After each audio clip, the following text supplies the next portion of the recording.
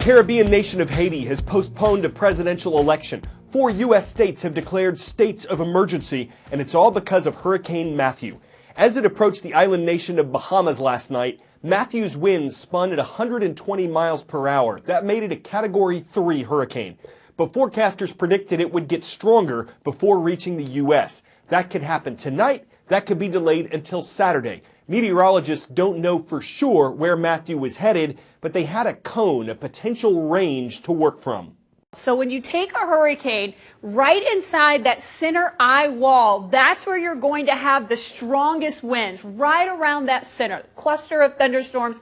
That's where we have the 120 mile per hour winds. Once you fan the storm out, the winds start to get a little bit less and less. With this particular hurricane, the hurricane winds extend about 45 miles from the center, and then tropical storm force winds extend nearly 200 miles from the center. So when you're looking at the track of this, if this storm tracks right down the middle, if it brushes that coast and stays a little bit offshore, you are going to have slightly weaker winds than, say, if this storm pushed on shore. That's when you could have catastrophic 120 mile per hour winds plus onshore with all of the storm surge as well as the very, very heavy rainfall. Best case scenario, it stays to the east side of the cone, stays offshore, and the winds aren't quite as great. You'll still get high surf, beach erosion, but you won't have those strong hurricane force winds. If this storm once again, though, tracks right down the center line, we could see devastating winds, though, across much of the coast of Florida, as well as storm surge, a lot of rainfall, and beach erosions. Florida Governor Rick Scott said yesterday that everyone in his state must prepare for a direct hit. Mandatory evacuations were in place for several coastal areas in Florida and South Carolina. On its destructive path through the Caribbean, Hurricane Matthew was blamed for at least 10 deaths in the Dominican Republic, St. Vincent and the Grenadines, and Haiti. That's why Floridian officials were taking no chances. The National Guard deployed. More than 500 National Guards members have already been deployed across the state. There are evacuation orders just south of us in Brevard County, and you can expect those to expand, especially in the coastal areas and barrier islands like the one we're on right now. Gas stations with huge lines, even reports that some gas stations have run out of gas. There are also aisles and aisles at grocery stores that have been emptied out by people buying water and non-perishable food items. So people are heeding this warning, even though things outside right now look calm and beautiful. They will not be that way once this hurricane gets closer to Florida.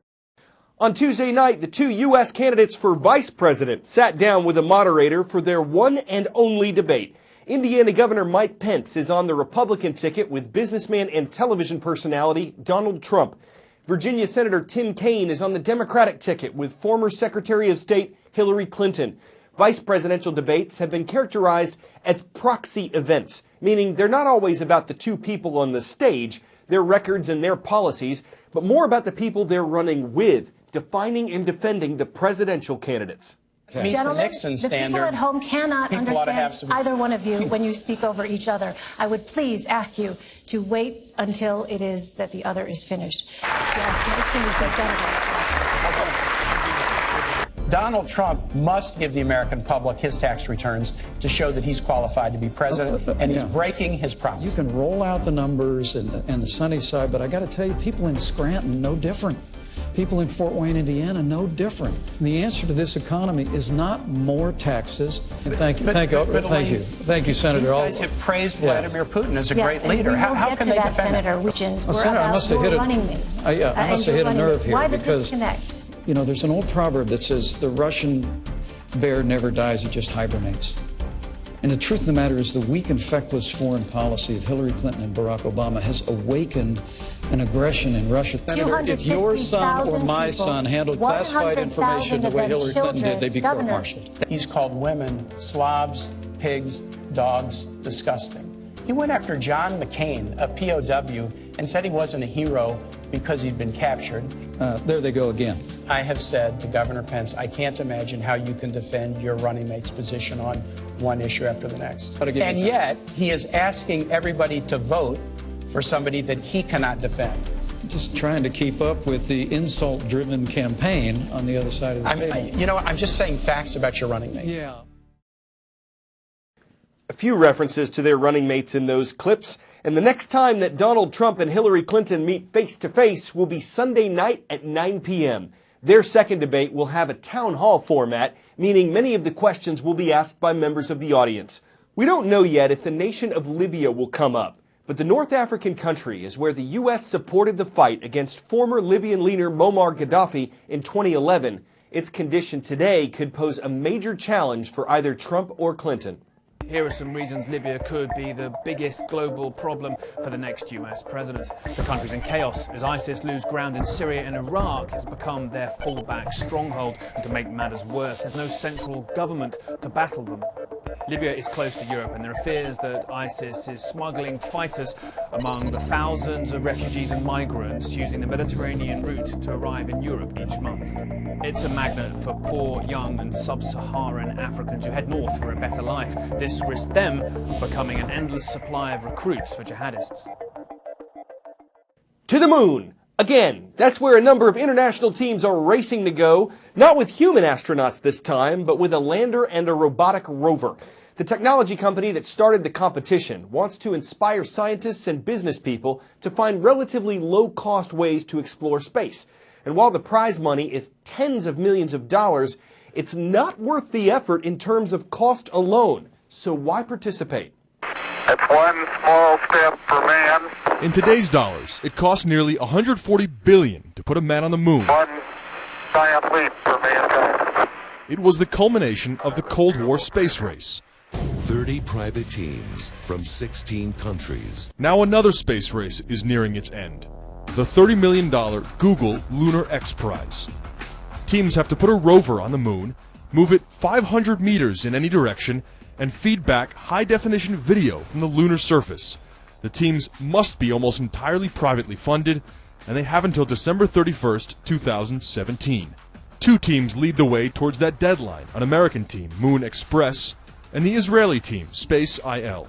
Israel is the startup nation. So we as the startup nation must continue to be leading in all these branch of technologies. Space IL was the first team to book their launch to the moon sometime next year. Why is all of this so necessary? We visit Space IL at Israel Aerospace Industries, putting on jackets and hats to enter the clean room.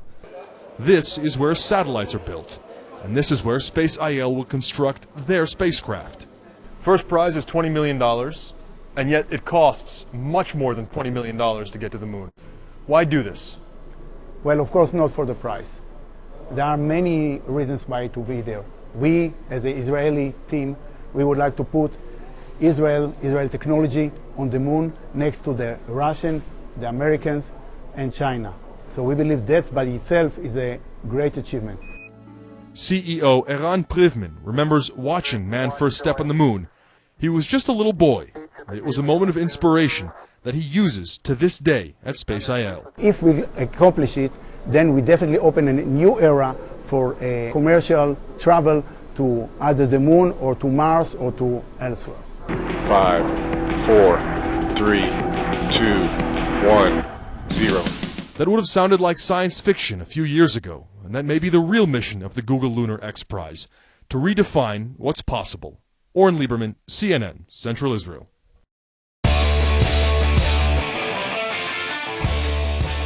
Before we go, it's like a combo: football, juggling, ballet, and the circus, so thank goodness for slow motion. This comes to us from Imagine Video. Flea flicker play, QB throws deep, the receiver's well covered, the pass is deflected, and then the fun begins.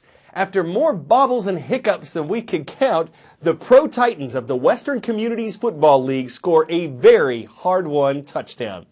It's how Butterfingers turned to glue. And you can see how we couldn't pass up the chance to show you how the play was so well received. He might have been cornered and initially caught some criticism for having bobble hands, but at the end of it all, he was in the zone, y'all. I'm Carl Azuz, and that's Yardley, the only puns we've got. Catch us again tomorrow.